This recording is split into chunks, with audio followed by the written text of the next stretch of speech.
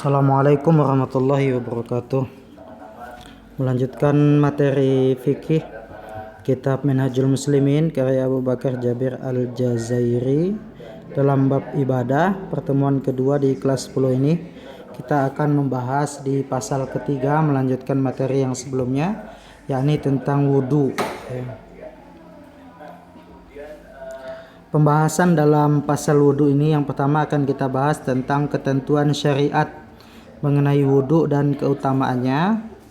Kemudian materi kedua, hal-hal yang difardukan, disunahkan dan dimakruhkan di dalam wudu ya.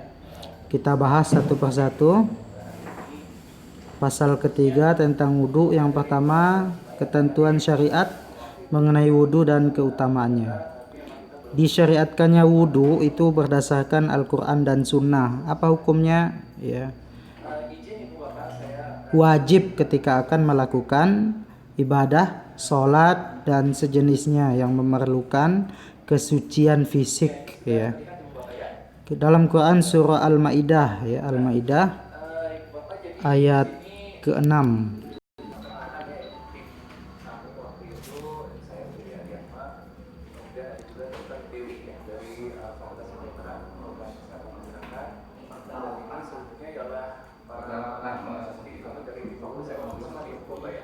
Ya ayyuhalladzina amanu idza qumtum ilas shalah faghsilu wujuhakum wa aydiyakum ilal marafiq wamsahu bi ru'usikum wa arjulakum ilal ka'bayn wa in kuntum junuban fattahharu wa in kuntum marda aw ala safarin aw jaa ahadum minkum minal ghaiti aw lamastumun nisa falam tajidu ma'am fatayammamu sa'idan tayyiban famsahu biwujuhikum wa aydikum min ma yuridullahu liyaj'ala 'alaikum min harajin walaki yuridu liyutahhirakum wa liyutimma ni'matahu 'alaikum la'allakum tashkurun.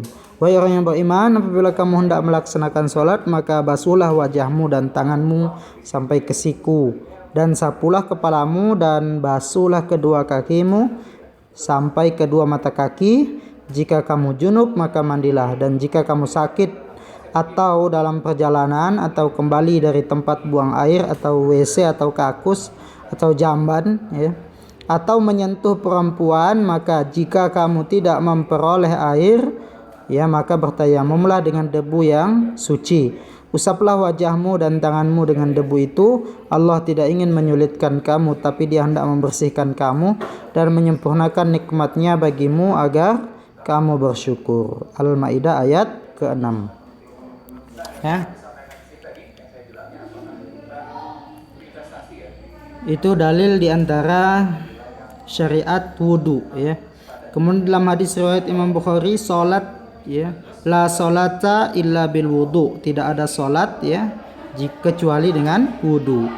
Keutamaan wudu ya, sabda Nabi SAW, tidakkah kamu ingin aku tunjukkan kepada sesuatu yang dapat menghapus kesalahan serta mengangkat derajat? Para sahabat menjawab, tentu saja wahai Rasulullah. Beliau bersabda, menyempurnakan wudu pada saat yang dibenci, melangkahkan kaki ke masjid dan menanti sholat setelah sholat, maka itulah ribat atau jaga-jaga.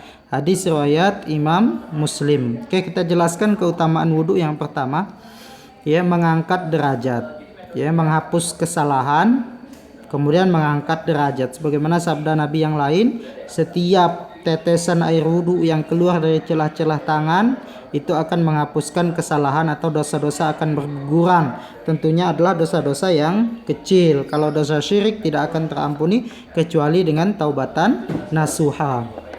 Ya, kemudian mengangkat derajat ya, setiap proses pensucian jiwa dalam proses tazkiyatun nafas sebetulnya sejatinya yang harus dibersihkan yaitu ya dari makna wudu ya.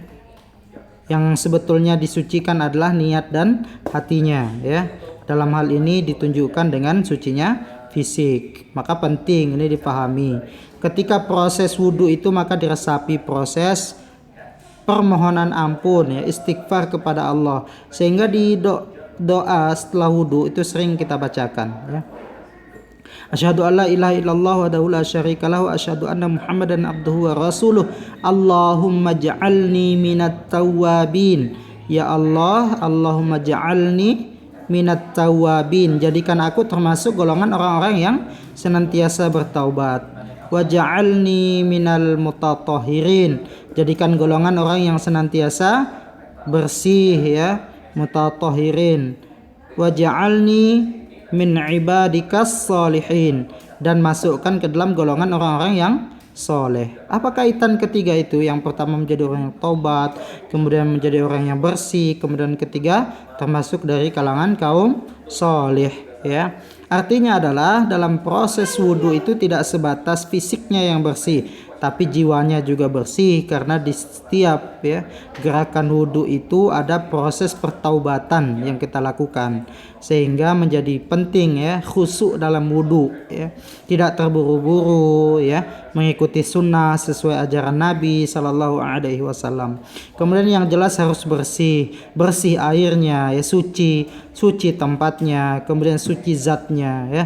Jangan ada penghalang wudhu sehingga membatalkan wudhu.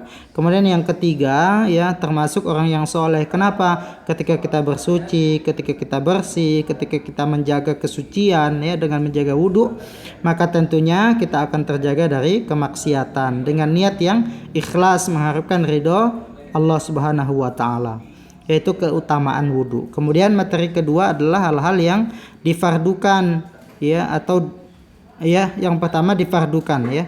Hal yang difardukan dalam wudhu, yang pertama fardu artinya wajib ya, wajib dilakukan. Yang pertama niat, nawaitu wudu'a li raf'il hadasil asghari lillahi ta'ala. Misal kalau tidak diniatkan, tidak dilafazkan Ustaz, talaffuz bin niyah, yaitu tidak wajib. Yang wajib itu niat di dalam hati ya. Kapan dilaksanakan? Dalam mazhab Syafi'i dijelaskan kalau membaca niat ketika wudhu itu adalah ketika membasuh wajah. Dalam mazhab Maliki sebelum membasuh wajah, atau ketika mengucapkan basmalah mencuci tangan, saat itu berniat untuk berwudhu ya. Dan itu tidak masalah ya, yang penting niatnya jelas untuk berwudhu. Kemudian ini yang wajib dilakukan ya ketika wudhu, yang pertama niat. Kemudian membasuh muka ya, membasuh muka, bukan mengusap ya, membasuh. Jadi air itu nempel semuanya, kena ke bagian tubuh. Muka dari mana batasnya? Dari ujung tumbuhnya rambut ya, di jidat paling atas, batas antara tumbuh rambut dengan kulit ya kan, kelihatan jelas ya, sampai ke dagu ya yang ada jenggot-jenggotnya, sampai ke tengkuk juga ya kalau bisa. Nanti itu masuk pada yang mengusap kepala. Ya, membasuh muka dari batas ya, kalau yang di telinga ada ujung yang dalam telinga itu. Kemudian membasuh dua tangan hingga siku ya, dari ujung jari sampai ke siku, dilakukan 3 kali, itu sunnahnya. Kemudian mengusap kepala dari dahi hingga tengkuk seluruhnya ya. Ini madhab Maliki. Adapun madhab Syafi'i ya boleh sebagian. Yang diusap kepala bukan rambut ya, jangan salah pemahaman. Karena kasihan jika mengusap rambut orang yang nggak punya rambut ya. Karena ada sebagian orang yang tidak memiliki rambut atau botak atau gundul ya. Setelah tahallul. Jadi yang diusap itu kepala. Jadi pastikan ketika kita berwudu air itu kena ke kulit kepala. Itu harus sempurna ya. Kalau tidak seluruhnya Ustaz tidak mengapa ya, tapi lebih baik seluruhnya. Kemudian membasuh kedua kaki hingga 2 mata kaki. Membasuh dari ujung kaki sampai ke mata kaki. Yaitu di celah-celah jari dibersihkan, di celah-celahnya ya, supaya tidak ada najis yang menempel. Kemudian tertib, jangan asal-asalan habis tangan langsung ke kepala, begitu enggak. Jadi urutannya harus jelas ya. Dari niat, kemudian membasuh muka, membasuh tangan ya, kemudian mengusap kepala, mau membasuh kedua kaki. Ini yang fardu, yang wajib dilakukan.